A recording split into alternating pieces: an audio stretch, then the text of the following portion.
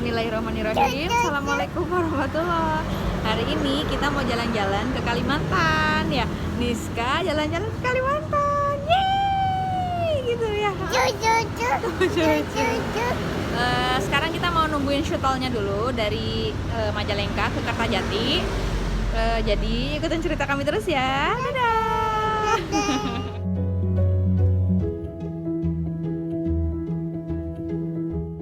Jadi perjalanan kali ini bisa disebut perjalanan yang dadakan banget karena kita dihubungi sama panitia seminggu sebelum acara. Jadi suami saya itu diminta untuk menjadi pembicara di salah satu workshop penyuluhan gitu di daerah Kalimantan, atau daerah tepatnya itu di Playahari. Ini juga merupakan pengalaman pertama kali kami untuk mencoba bandara baru Jawa Barat, yaitu Bandara Internasional Kertajati. Kami berangkat dari Cikijing, dan dari Cikijing ini ada shuttle khusus yang langsung pergi ke bandara ini, Kertajati. Namanya adalah Mekarsari.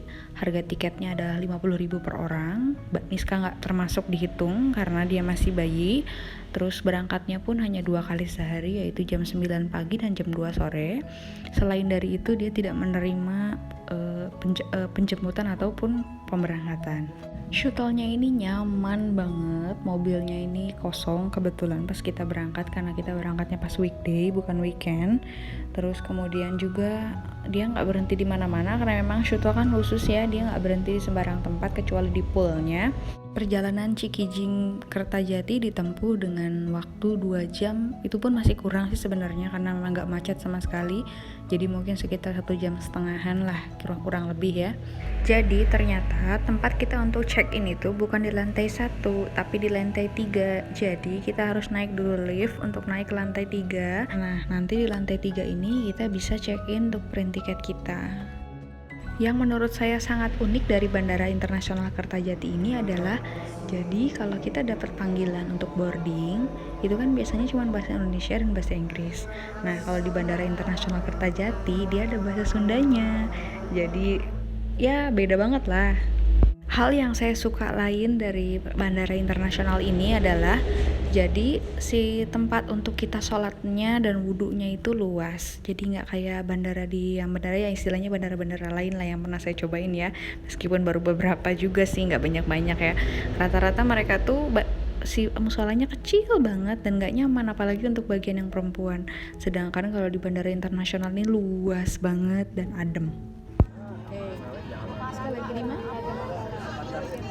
Bubing, Mobil masa? Apa bilangnya? bubing, lawat, Mau kemana?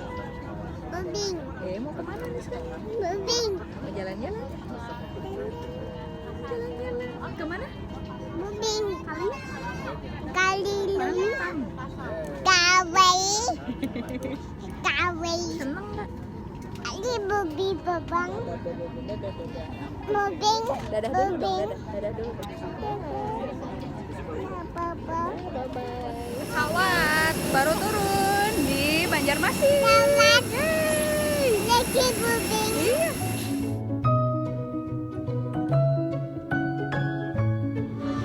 Jogetnya gimana? Gimana jogetnya?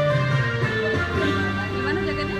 Panas suhu menyengat, bagai membakar bumi ini. Sejuta rasa insan di dalam hati.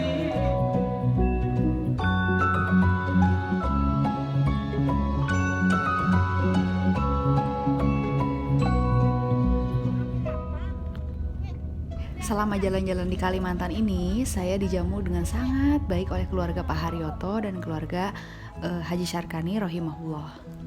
Saya pribadi kenal sama Pak Haji Syarkani itu semenjak saya SMP, karena kebetulan Pak Haji Syarkani itu adalah kawan baik dari ayah saya. Ini juga merupakan pengalaman kedua saya diajakin jalan-jalan sama Pak Haji Syarkani, karena memang beliau itu suka banget ngajakin tamunya untuk ngunjungin tambang emas punya dia, tambang intan dan sebagainya. Dan saya memang berkesempatan pada pengalaman pertama itu untuk diajakin ngelihat tambang emas dan tambang intan milik Pak Haji Syarkani. Kali ini Pak Haji Syarkani ngajak saya ke petani kelulut untuk lihat langsung proses produksi dari madu kelulut. Kemudian di sini juga saya diajakin pergi ke tempat yang namanya adalah Gunung Mawar. Gunung Mawar itu adalah sebuah resort yang memang mungkin kedepannya akan dijadikan tempat wisata besar. Yang di sana itu dibangun kayak cottage gitu yang memang bagus banget. Kemudian ada perjalanan naik ke atas gunungnya dan memang jalannya saat saya ke sana itu belum jadi. Tapi mungkin tahun ini sekitar tahun 2021 ya, kayaknya udah selesai sih. Nah di sini juga di Gunung Mawar ini ada banyak orang yang ngelakuin olahraga para layang dan memang karena tingginya Gunung Mawar ini memang cocok banget untuk kegiatan para layang. Hari selanjutnya Pak Haji Sarkani ngajakin kami untuk ngeliat tambak ikan punya temannya yang berhektar-hektar dan itu isinya tambak ikan semua, yang kemudian kita di sana diajakin untuk ngeliat proses ketika dia lagi panen gitu, kemudian ketika lagi proses breeding dan sebagainya. Saya awalnya nggak begitu niat ya untuk upload video ini karena memang potongan-potongannya tuh nggak lengkap dan saya ketika di sana lebih fokus untuk menikmati suasana dibandingkan untuk nge-record video.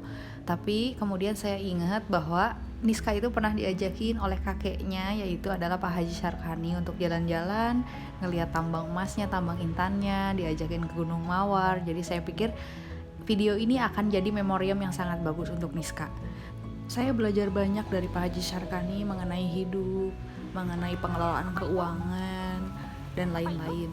Memang Pak Haji Sarkani ini memang orang yang sangat-sangat baik.